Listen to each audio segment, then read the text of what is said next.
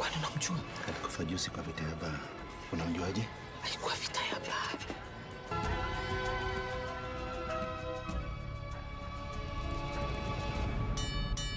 Tonight on KBC Channel 1.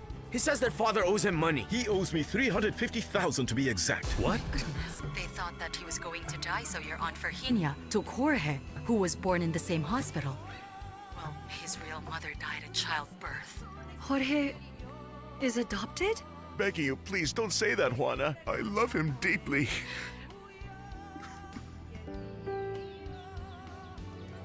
Did he suffer much? Well, he was never too aware of his surroundings. His life was a simple trip around this earth. His soul finally found rest. In Love with Ramon. Haya! Mtumishi!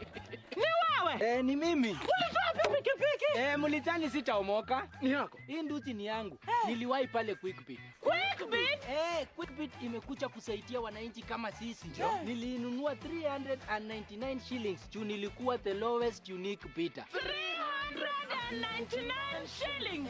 Quickbit shilingi moja unaweza nunua pizza. Shilingi 2 unaweza nunua microwave. Shilingi 5 unaweza nunua hata gari. So tupeleke huko hata mtu aende huko. Jiunga na Quickbit ni rahisi. Enda kwenye M-Pesa, bonyeza paybill kisha weka business number 4032353. Kwenye account weka kodi ya bidhaa unayotaka na bidi yako ya chini zaidi. Kwa mfano TV 16. Kisha weka shilingi 20 tu kama idadi yako. Weka bidi yako pia kwenye www.quickbit.co.ke. Kumbuka, bidi ya chini zaidi ya kipekee ndio hununua. Quickbit, bidhaa bora kwa bei ya chini.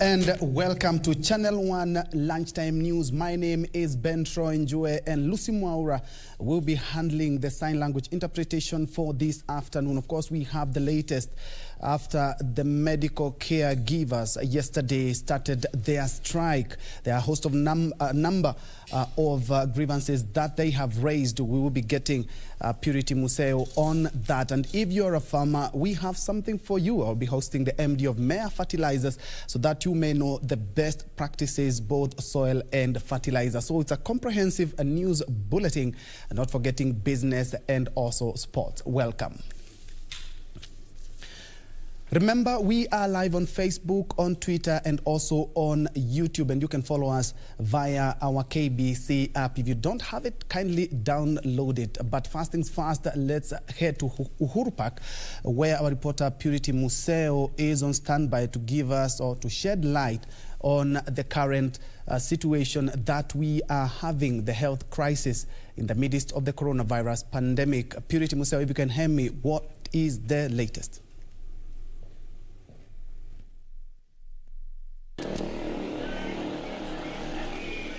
A very good afternoon to you, Ben. We are here at Uhuru Park where nurses and clinical officers are gathered, and the reason they are here is to hold a prayer session for the healthcare workers that have lost the battle to COVID-19, and this meeting coming at a time when both the nurses and the clinical officers have begun their strike, which was yesterday. So let me quickly speak with the Secretary General for the Kenya Union of Clinical Officers to just tell us some of the issues they are looking at, even as they remember the lives of those that have lost their loved ones in the fight against COVID-19. Thank you so much, sir, for joining us this afternoon. Maybe you can tell us more about this meeting. Why are you convening here this afternoon? Thank you very much, Purity, for having me. My name is George Gibora. I'm the General Secretary, Kenya Union of Clinical Officers. I think I need to say that today we are converging here as the healthcare workers, and we are hosting as the clinical officer and the nurses we want to do a short meeting where we want to do prayers for those heroes and heroines who have departed because of COVID today. That is one of our activity which we are launching our strike and trying to tell Kenyans that some of these deaths that we have seen amongst healthcare workers can be avoided. And indeed can be avoided if at all the government can ensure that the PPEs are availed to us, and the PPEs that are availed to us are of those that are recommended quality. And the other thing is to say that some of our healthcare workers have gone to the hospital after being infected, only to find that they cannot afford.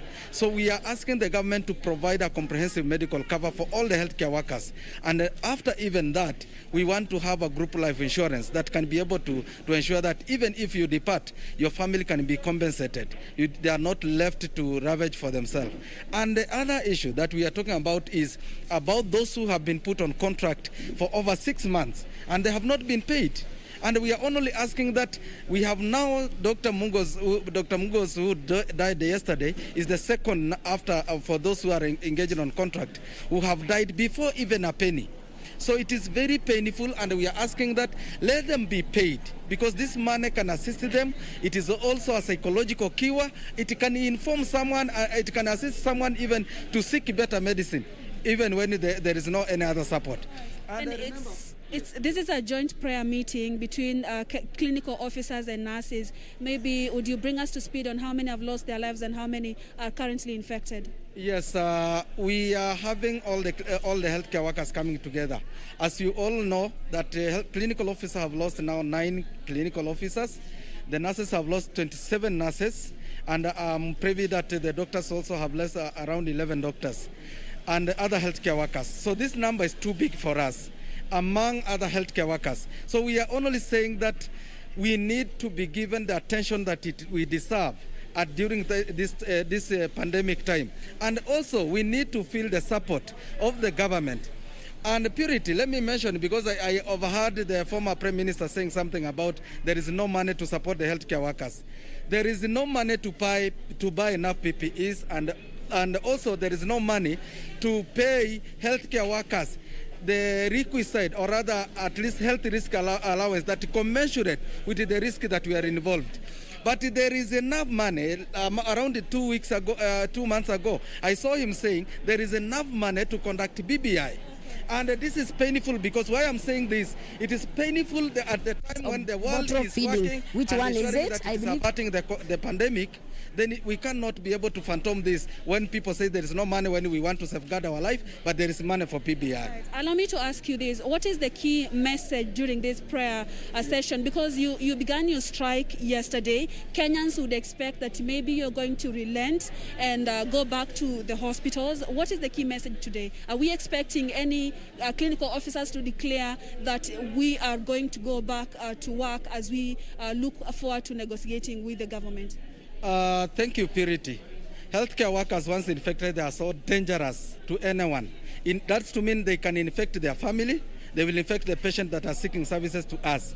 So we are saying we are willing to go back to work once we have enough PPEs, once the government has ensured that our safety is ensured, and ensure that we have now a comprehensive medical cover, that once we have been infected, even when we go back, we can get medication that we so need. If that one is guaranteed and at least motivated for us to work, because already there is a lot of psychological torture. When you ask someone and compel them to continue working without even any single penny, then I think this is a psychological torture that we are talking about. And yet we have already a lot of anxiety amongst us. When you see your friend dying because of COVID, you know you'll be the next. And this is my call, that the government prioritize the issues of health. We can celebrate any other things, including COVID, including BBI. But for this time around, our health first, and indeed, we want to say that we are willing to go and work and sacrifice. But we cannot be put against our patriotism. We be pushed to actually, commit suicide because of being patriot. We are saying before we commit suicide, let the government listen to us. We will be there to serve Kenyans. Gibore, thank you so much for your time. And Njue have been speaking with George Gibore, who is the Secretary General, the Kenya Union of Clinical Officers. And today they're having a special meeting here, a prayer meeting to remember the lives of those that have lost their loved ones. And it's a joint prayer session between the clinical officers and also the nurses. And the clinical officers have said 9 of them have already been affected by this pandemic. And the strike is on. That is what they are saying, unless they have enough PPEs and unless they get the risk allowances that they are calling upon the county governments and the national government to quote them, then they are saying they are not going to relent on their demands. We'll be giving you more details, especially when they begin speeches, because the session is about to start. Enjoy. Purity Museo, it's back to you in studio. Thank you, Purity, for highlighting that together with the General Secretary of Kenya Union of Clinical Officers. And he has said that they will not go back to work until their grievances are addressed, including PPEs, comprehensive cover contracts of those that have been employed for 6 months have not been paid. And they have also talked about 9 clinical officers dead, 27 nurses and 11 doctors. Of course, that adds up to the huge number of cases reported every day. Purity will be coming with a much comprehensive report in our subsequent bulletin. Moving on, a section of leaders from the Mount Kenya region have drummed up support for the BBI document, saying already Kenyans have endorsed it through the signature collection process. These as political leaders from the northern Kenya slammed those opposed to the BBI, claiming that they are out to sabotage President Uhuru Kenyatta's legacy. It is at the burial ceremony of father-in-law to former Gatanga MP Peter Kenneth at Kiruara in Gatanga, where a section of leaders from central Kenya challenged the Deputy President William Ruto on his stand over the BBI. Come out and tell your people, we are not voting for this thing, we don't want it, we want to say no. But don't hide, don't keep on saying that this document will be renegotiated. There is no renegotiation of the bill now. It has already been, now it is already a bill. The Tanga faction and the Kieleweke faction. At least we come together for the sake of this document and to ring fence the many gains that may accrue to this region. Then thereafter, we can as well go back to our factions and continue fighting. The leaders further faulting those calling for multi-choice question referendum. Tuko na clauses mingi sana kwa BBI. Tutawezaje kuangatiza watu waende wakitik kama wakiweka no, wakiweka tik? Hiyo kazi itakuwa ngumu. We want a simple answer, yes, no. Kama sasa watu ni scientists, mkiongeza maswali mingi, watu watasoma namna gani? Hata mimi ni scientist, nitakuwa na shida kusoma. Kwa hivyo sisi tunasema tuweke tu yes na no. I actually would want to support the BBI for the resources coming to the grassroots. I know people are a bit challenged about the number of seats that are going to be there. What I want to urge Kenyans is that if a woman comes in, elect them. We don't need to nominate even a single one. Meanwhile, northeastern leaders led by Isiolo Senator Fatuma Dulo have supported the BBI report, saying it will solve challenges facing Kenyans, claiming those against it are aiming to derail the president's legacy. Suleiman Yeri, Channel 1 News. Away from that, Kilifi County leaders have appealed to the Ministry of Agriculture and the UN Food and Agriculture Organization to help mitigate the effects of locust invasion in the area. This coming as Kilifi County Governor Amason Jeffa Kingi cautioned locals against eating desert locusts, saying they may have traces of chemicals after previous spraying. Swarm of desert locusts have invaded areas of Magarini, Malindi, Kaloleni, Ganze and Kilifi North sub-counties, destroying food crops in farms and leaving hundreds of farmers counting losses. So I think for now what I can tell Wananchi is they should not panic. As it has been said, the problem is not all that extensive. It's a problem which is under control and they should not panic. Led by Magarini Member of Parliament Michael Kingi, the leader says teams from both the national and county government have gone round to assess the damages and the extent of the invasion and intervene. Hata kama ni kuleta zile ndege ambazo huwa zinatumiwa kunyunyuzia zile sehemu ambao wao wanatoa na kuzaana ziweze kutumwa mara moja, ili tuhakikishe kwamba nzige hawa hawezi kuzaana na wakawa kwa wingi zaidi, ili kuwafanya uharibifu ambao labda utaleta njaa katika sehemu hii. Magarini Deputy County Commissioner Peter Thiongo assured members of the public that the county and the national government and other stakeholders were putting mechanisms on how to address the issue. As we are doing the surveillance, it means they are moving now towards and they're moving in that direction. So all the stakeholders have the report. But even as some of the residents in the affected areas consume the pests, Kilifi County Governor Amason Kingi warned that eating the desert locusts could be harmful, as they could be having traces of chemicals from previous sprays. In a statement, Kingi said his administration is consulting with FAO and the Ministry of Agriculture with a view of conducting aerial spraying. Ben Chumba, reporting for Channel 1 News. And on that, we are taking our first break. Thank you, Victor Masiaya. You're watching from Alegos Yaya. Kelly Ditriki watching. Abdullahi Beki Kijana watching from Wajir County. And also Githeri Wanaruta watching from Utugi Hotel in Nyeri County. Let's take that break first.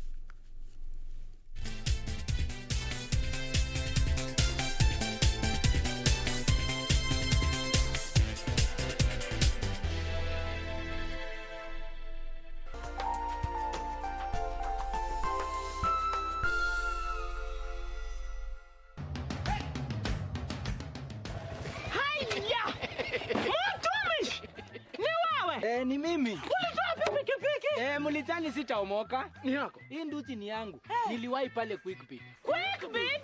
Quickbit imekuja kusaidia wananchi kama sisi.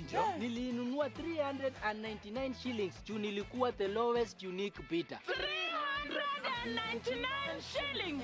Quickbit shilingi moja unaweza nunua pizza. Shilingi 2 unaweza nunua microwave. Shilingi 5 unaweza nunua hata gari.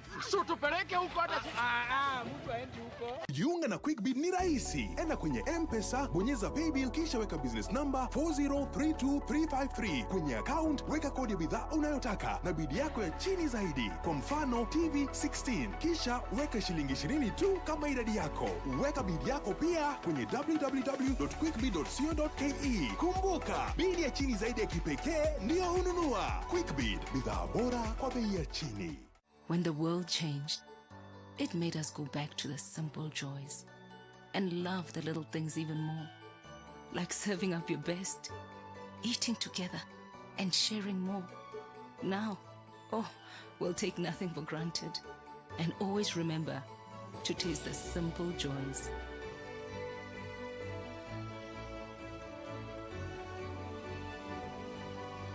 Enjoy the magic of Christmas with Coca-Cola.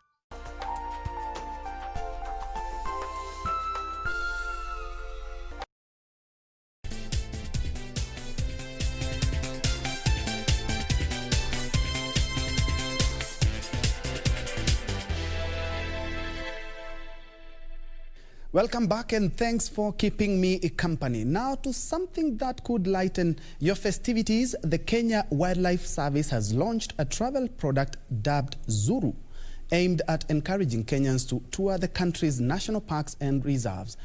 Kenya Wildlife Service Director General Brigadier Retired James Wawero says the campaign seeks to sensitize the public on the rich flora and fauna offered by Kenya. Entertainment and fanfare characterized the launch of Zuru, a travel product aimed at encouraging Kenyans to visit parks and reserves to sample diverse tourism experiences. With this campaign, we have an opportunity to look at a brighter and fun side of things in the year to come. It allows us to find joy, and the campaign gets us out of our houses, and that's what we're planning to do, so that we can go out to our parks and reserves and conservancies where we can enjoy God's gift of wildlife and bonding activities, of course, within the parameters as provided for by the Ministry of Health. KWS Director General Brigadier Retired James Waweru says the Zuru launch comes days after Kenya secured the Global Best Destination Award for the 8th time in the 2020 World Travel Expo. If you want to see dolphins, go to Kisita Mpunguti in Kwale. If you want to see where the whales breed, those happen at Watamu, at the marine reserve there, and many other areas. So they are vast and diverse. Lawrence Masharia, aka Terence, was unveiled as the Zuru ambassador. Among the destinations on offer include Tsavo National Park, the biggest in the country, which hosts over 12,000 elephants. Visitors to parks and reserves countrywide will get giveaways during this festive season, courtesy of the KWS. The Zuru product is expected to market Kenya as an ideal tourist destination. Kenyans are urged to explore national parks and reserves, earning the country revenue as well as bringing tourism back to life amid the COVID-19 pandemic. Irene Mchuma Odim, Channel 1 in the county of Nairobi.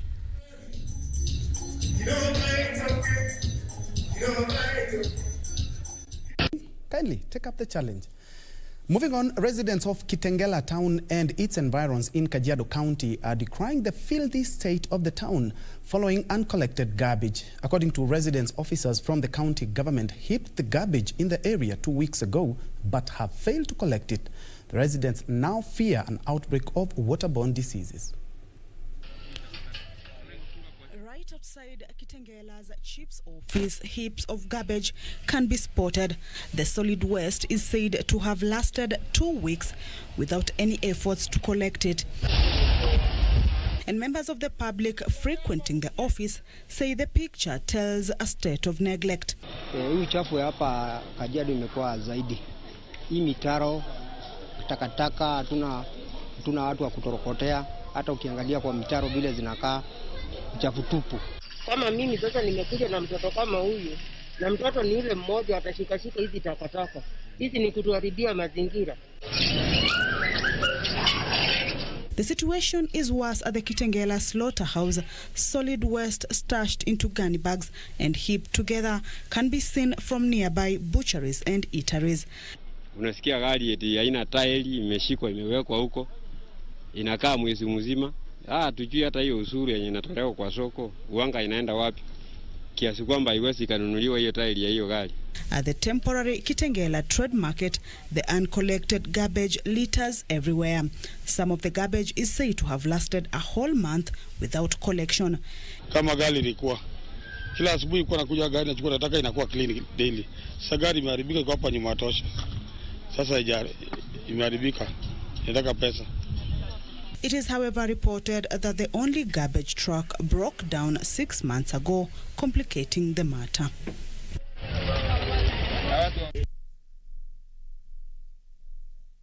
$1,500 small-scale traders from Juja, Ruiru, Kikuyu and Kihara markets in Kiambu County are set to move into a modern market constructed by funding from the World Bank. The 1 billion shillings project is expected to reduce poverty in the county and improve living standards among locals. Speaking in Juja during an event when he delivered part of the 20 million shillings compensation for traders who were displaced to allow for construction of the modern markets, Kiambu Governor James Nyoro said that unlike before, marketers will now sell their wares in safe and clean environments. The traders received 15% relocation allowance as compensation for temporary loss of income during the period of relocation. In Juja, the new market will host at least 334 stalls, while the 3-storied Ruiru market will accommodate close to 700 traders. Governor Nyoro further announcing that no hawker will be allowed to sell wares outside the new markets, maintaining that all vendors should either occupy space inside the facilities or move their businesses elsewhere. Hakuna mtu ambaye tutaruhusu kufanya hawking kule nje. Kwa sababu sasa akiwa pale nje, yule mwingine ataenda pale kwa barabara kubwa, huyo mwingine ataenda mpaka kwa barabara ya Thika, watu hawatafika hapa. Wycliffe Okech, Channel 1 News. Let's focus on education matters, where 4,800 students from Roysambu constituency will benefit from bursaries from the National Government Constituency Development Fund worth 36 million shillings. Roysambu Member of Parliament Waihenya Ndirango, who issued the checks, said this will ensure students continue with their education uninterrupted as schools reopen. The legislator further promised parents that he will ensure that more schools are built in the area to ensure and to enable smooth learning for students during this pandemic. Tupatie wanafunzi sheke zao ndio wakifungua Januari wawe tayari kuendelea, kusiwe na hata mmoja wao anafukuzwa kwa sababu ya kukosa karo. Tumejitolea kabisa na zile rasilimali resources tumepewa na National Government Development Fund. Tumehakikisha ya kwamba kwa secondary schools tumeongeza madarasa. Kama hapa tuko Garden Estate Secondary School tumeongeza madarasa 4. Youths from Isiolo County have hailed the Youth Innovation Center in the county, saying it will positively impact on their livelihood. The youths, who were speaking after completing a free 6 days training on entrepreneurship, promised to formulate unique ideas to create employment. The Pioneer Center, which was opened in Isiolo town 2 months ago, seeks to help nurture talents in ICT and the film industry. A section of youth in Isiolo County who have started to benefit from the Youth Innovation Center say they have acquired valuable knowledge and skills that will positively impact their lives. I am a farmer and kuna baadhi ya vitu ambaye nimepata kusoma kwa hii center. Like basically wakati watu wa Equity walikuja hapa, I learned that wako na loan ambayo wanapeana to a group of youth, maybe 10. They give out loan so that that loan is repayable maybe after a certain period of time. So maybe I'll make use of that opportunity and see my business grow. Wengine tulifunza kuchukua handout peke yake. Na tunataka the next generation, because wataalamu wanakuja, vijana wengi wanakuja na masomo, wakuje waanze kukula na akili yao, na ni kitu ya long term. So hii youth center ni long term initiative. The Youth Innovation Center, opened in Isiolo 2 months ago, offers a platform for youth to nurture talents with a view of improving their lives. Peter Quest, Director of Youth Programs at the Kenya School of Government, says most youths have undergone a capacity building training that is expected to help them improve in running their businesses. Entrepreneurship was very critical that they be taken through. The gaps that inform this training is that a number of young people do not do competitive business. Means that they have businesses, yes, but they're not registered legally. So in terms of acquiring for tender processes, inakuwa gap, because issues like tax certificate compliance, awana, and realize things like ABFO they do not have. Chief Administrative Secretary in the Ministry of Education, Mumina Bonaya, and former Isiolo County Women Representative Tia Galgalo say the initiative has helped most locals to keep off harmful practices such as drug abuse. And for me, this center is a game changer. Mara nyingi mlikuwa mnakimbia huko kwa barabara, kikimbizana na viongozi. Lakini saa hii mko na kwenyu, wao ndio watakuja kuwatembelea. With dignity, with so much respect, wakijua that you are being engaged meaningfully. The center has also managed to foster cohesion among the various ethnic communities living in Isiolo. Moving on, stakeholders involved in street children rehabilitation have gathered in Kisii County to draw a policy that will be used to help street families. According to stakeholders, the inclusion of county chapters in the national policy on rehabilitation of street families will guide control of resources channeled to help those affected. Stakeholders converged in Kisii County during public participation on the draft policy document. Pamela Masese, a member from the National Steering Committee on the Rehabilitation of Street Children, said the policy would ensure effective coordination of activities on street persons.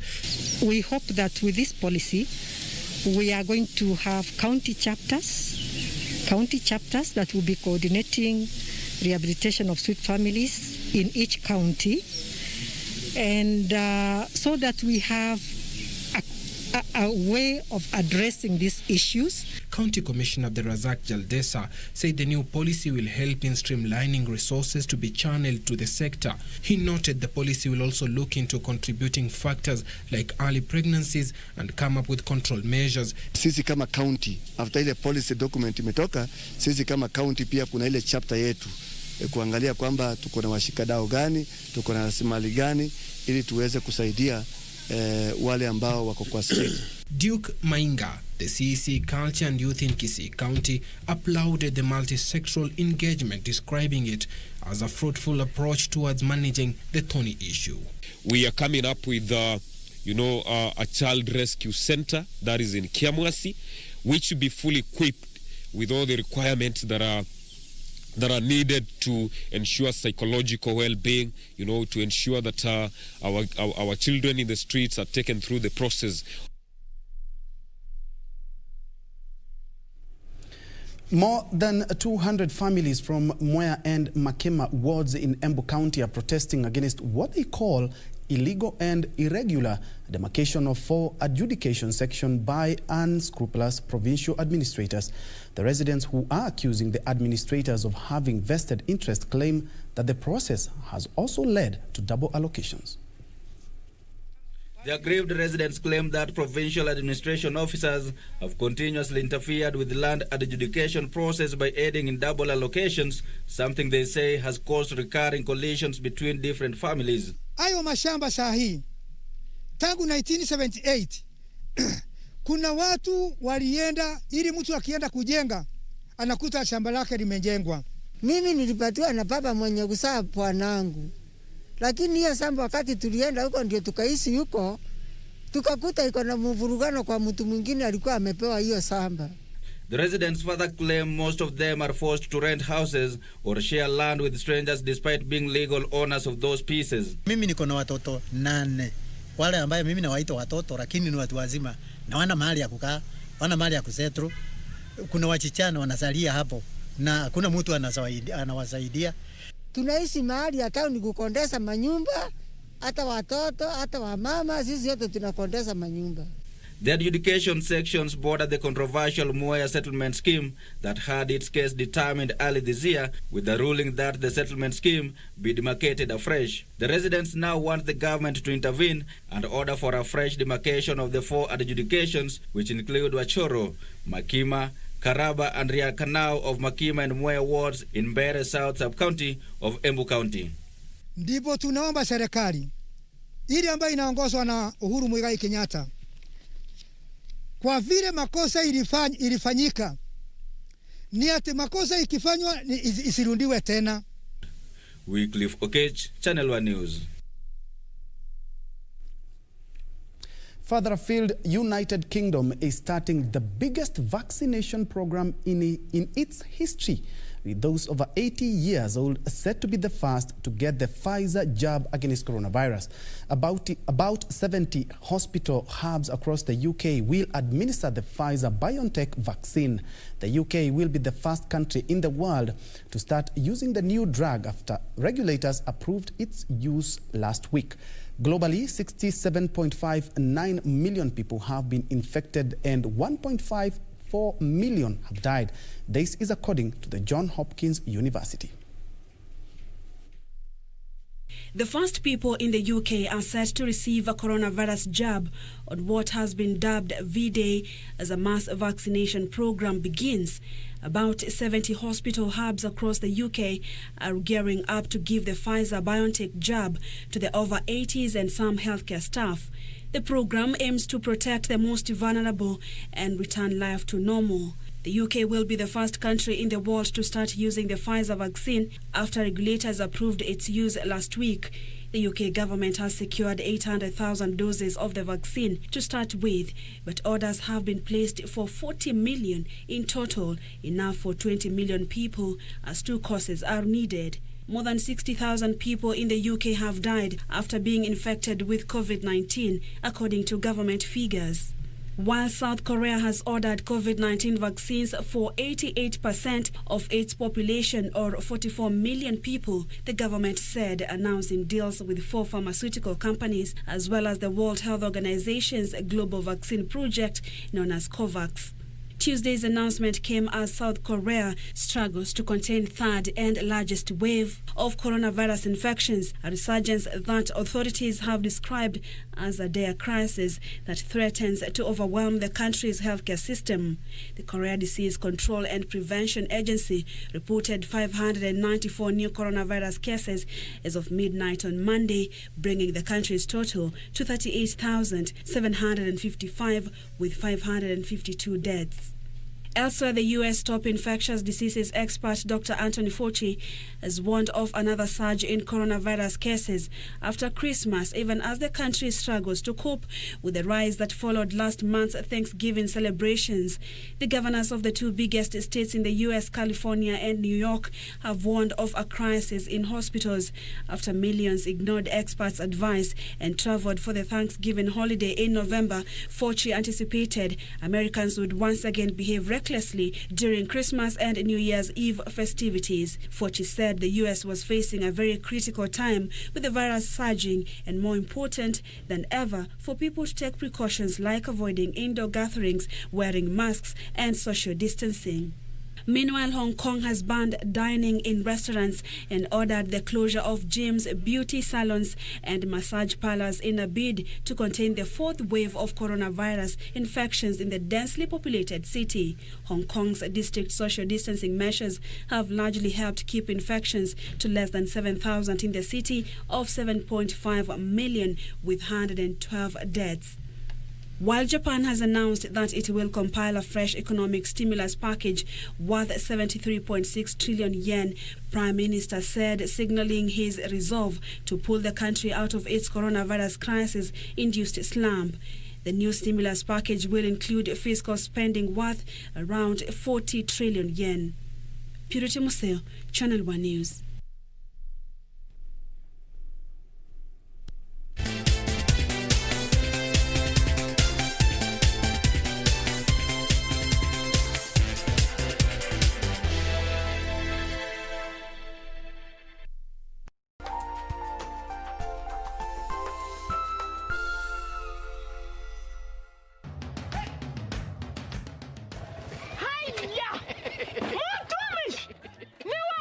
Ni mimi. Ulitoa pikipiki? Mulitani sitaomoka. Ni yako. Hii nduti ni yangu.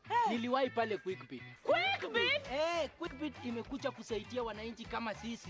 Nilinunua 399 shillings. Juu nilikuwa the lowest unique bidder. 399 shillings. Quickbit shilingi moja unaweza nunua pizza. Shilingi 2 unaweza nunua microwave. Shilingi 5 unaweza nunua hata gari. So tupeleke huko hata mtu aende huko. Jiunga na Quickbit ni rahisi. Enda kwenye M-Pesa, bonyeza paybill kisha weka business number 4032353. Kwenye account weka kodi ya bidhaa unayotaka na bidi yako ya chini zaidi. Kwa mfano TV 16. Kisha weka shilingi 20 tu kama idadi yako. Weka bidi yako pia kwenye www.quickbit.co.ke. Kumbuka, bidi ya chini zaidi ya kipekee ndio ununua. Quickbit, bidhaa bora kwa bei ya chini. A love from the past will mark the love from today. I love you, Mauro. I love you like I have never loved before. Now the same obsession that ruined the past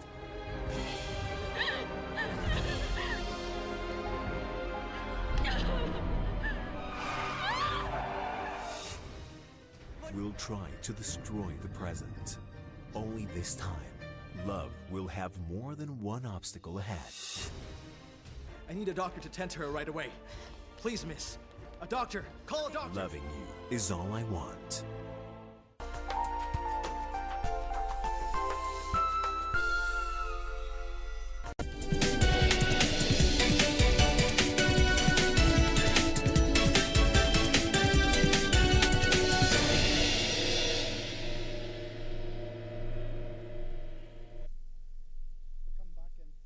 For keeping it Channel 1. Now, over the weekend, we did celebrate the World Soil Day, and of course, we need the soils and the best of them so that to be able to grow our crops and do our farming.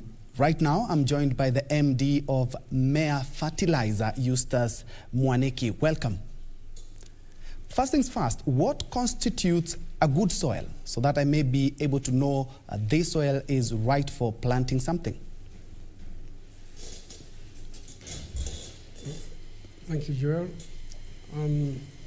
A good soil, especially for crops, is the soil that contains the essential elements that are required for proper crop growth. And a crop requires 16 essential elements which are necessary for proper growth. And out of the 16 elements, we have carbon, hydrogen, and oxygen, which are obtained from the air.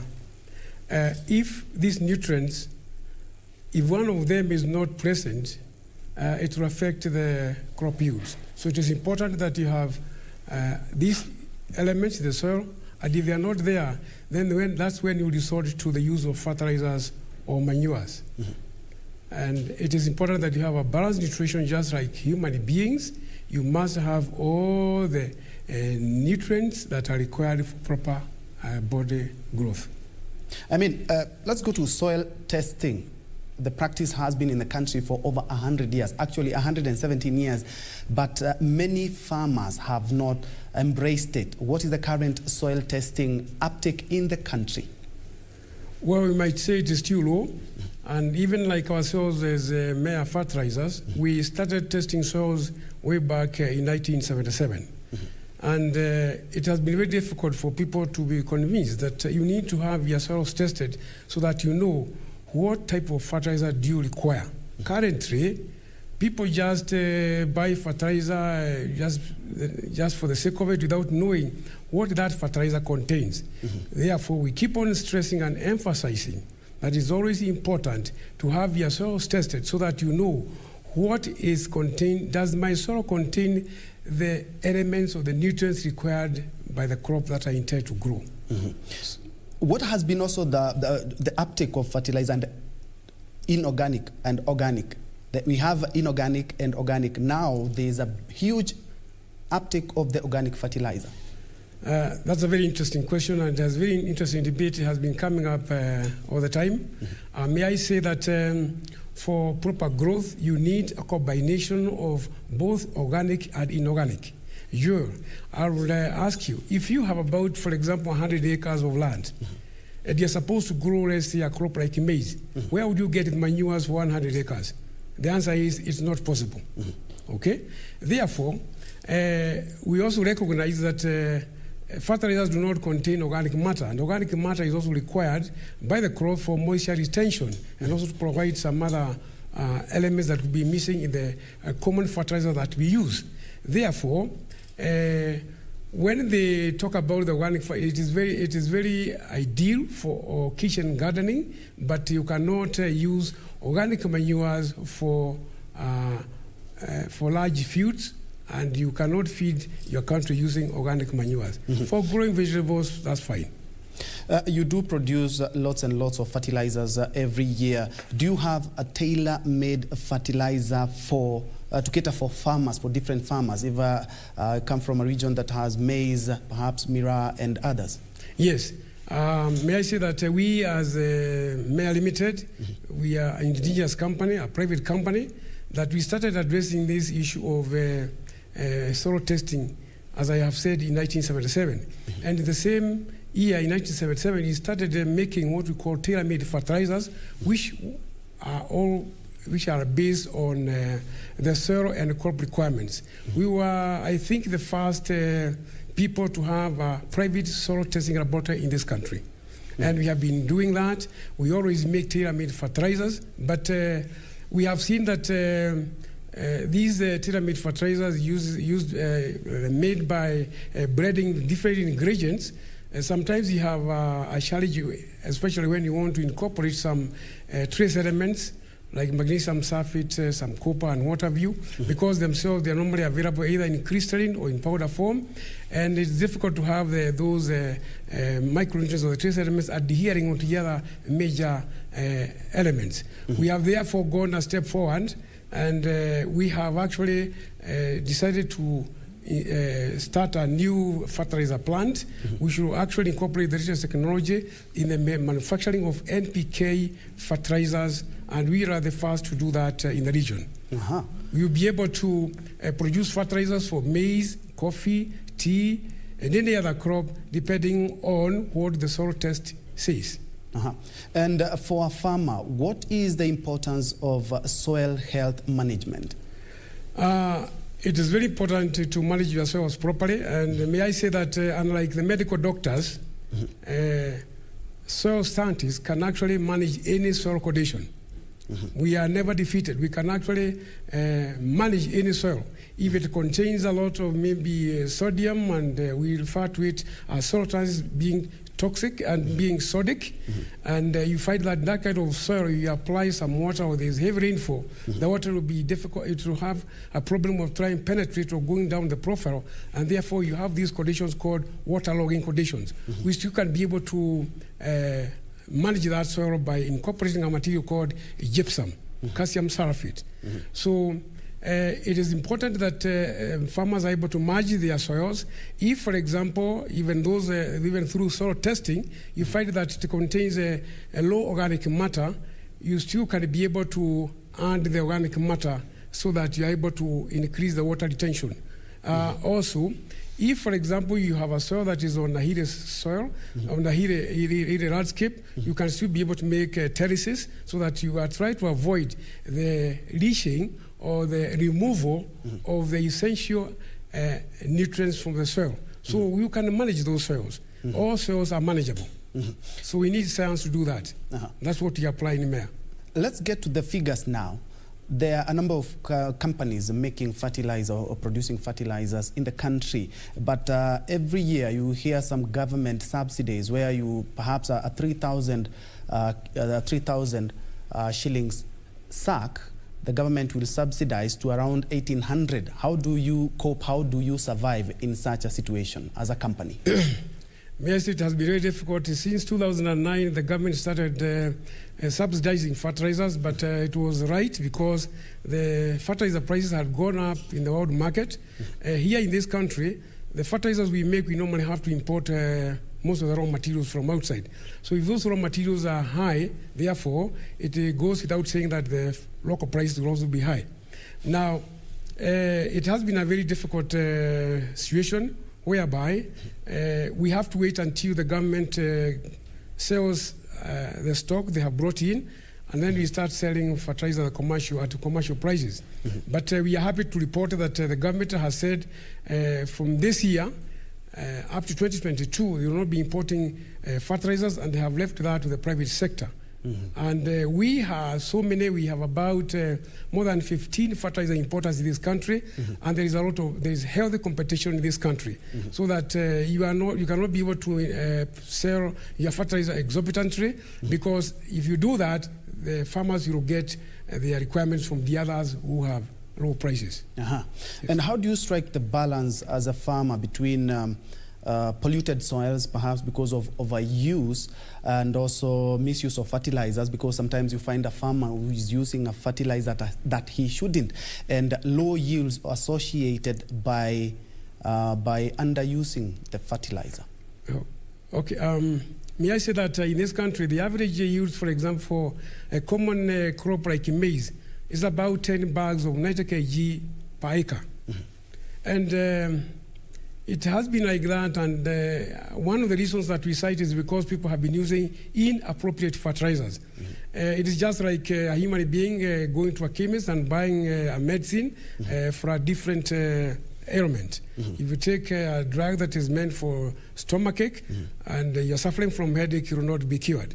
So most farmers have been using fertilizers which are not suitable to their soil and crop conditions. And you remember those days when we had the extension officers. We need a lot of education. Farmers need to be educated so that they know what what fertilizers do you need this in your farm so that you can get proper crop yields.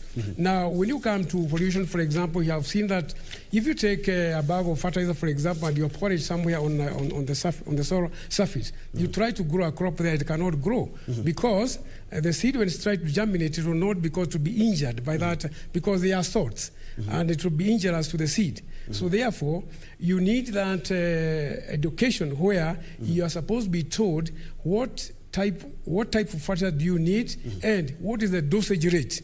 That has to come through education. I wish because now the agriculture has been devolved to the county governments. I would urge the county governments to try to employ more extension officers so that they are able to advise the farmers on proper crop husbandry practices. And in 10 seconds, what can you advise a farmer who has not yet embraced the use of fertilizer and is very green about the usage of fertilizers? I will say that, one, it has been established that 1 kilogram of fertilizer will increase or will produce 10 kilogram of grain. So you can see it is very important that you use fertilizer so that you can get higher yields. Where farmers have been able to use appropriate fertilizers in this country, they have been able to get use of about 30 to 40 bags of net kg per acre, as opposed to the average use of 10 bags. So it is very important that people use the right fertilizers. So if you use fertilizer inappropriately, and for example, if you use a certain fertilizer which is still with acidifying, like for example, there are some fertilizers which are acidifying, and the acidic in nature. When you apply them in soils, it will actually lower your soil pH. If it lowers your soil pH, even the nutrients that are in the soil will not be available for plant uptake. Therefore, it is very important to use the fertilizer judiciously. If you do not have the knowledge, the extension officers are there. We also there as Mayor Limited. Our people are in the field there to try to advise farmers on the proper usage of fertilizers. Thank you so much, Eustace Mwaniki, for your insight, and of course, thank you for making time for Channel 1 Business. I have been speaking to the MD of Mare Fertilizers, Eustace Mwaniki, giving us or shedding some light on the usage of fertilizer and something very important, soil testing, which many farmers have not yet embraced. Well, moving on to other news, the government is concerned about land fragmentation that is contributing to reduced food production. The Ministry of Agriculture has renewed calls for a land use policy that would protect agricultural land from being subdivided or used for other purposes. Most of our farmers are only able to do 2 metric tons of maize per hectare, and we are struggling also for the other crops.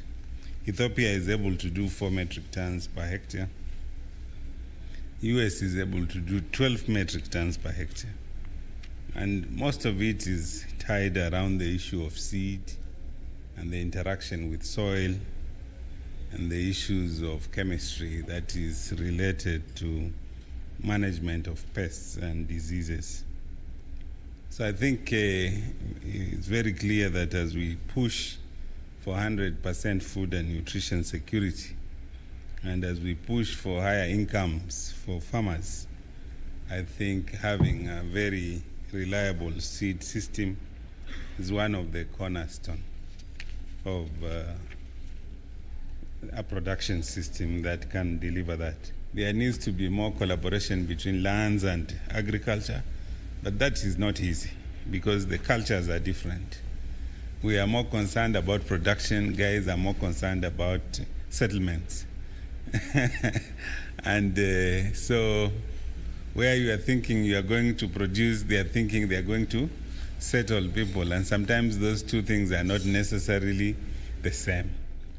Seed production in this country is going to be a challenge going forward if we don't look at the policy on matters land, because we are getting more isolation distances are becoming a bit of a challenge to get in some of the traditional areas where seed production was being made.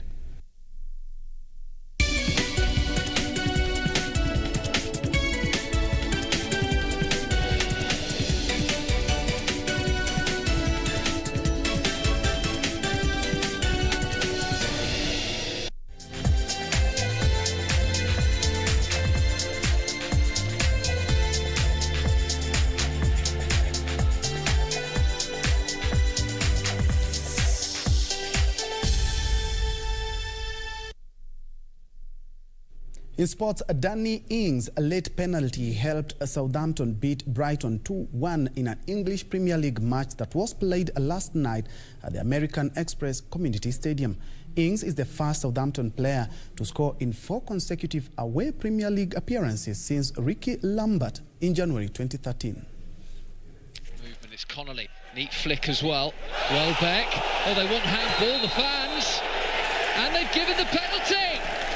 Gross versus McCarthy. Little stutter. Gross into the corner. A special moment. Listen to the roar.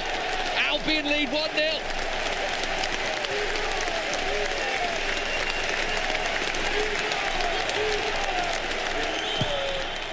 Good arc on it. There's the header, there's the goal. It's a brilliant equaliser. Yannick Vestergaard. Bit of danger here because Walcott's been found and he's isolated against Veltman, and Walcott goes for goal and he's put it just wide. Spots the run from Walker-Peters. So's March. Southampton want a penalty. It's a penalty. They have given it as a penalty. It didn't look it to me. Southampton lead.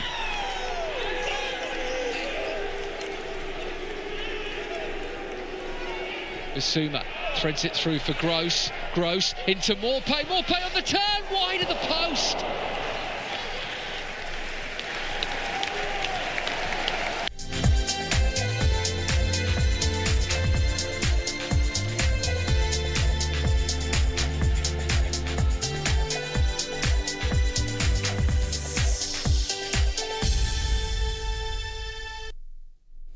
That's all the time we had for Channel 1 Lunchtime News, but there is more. Just log in to www.kbc.co.ke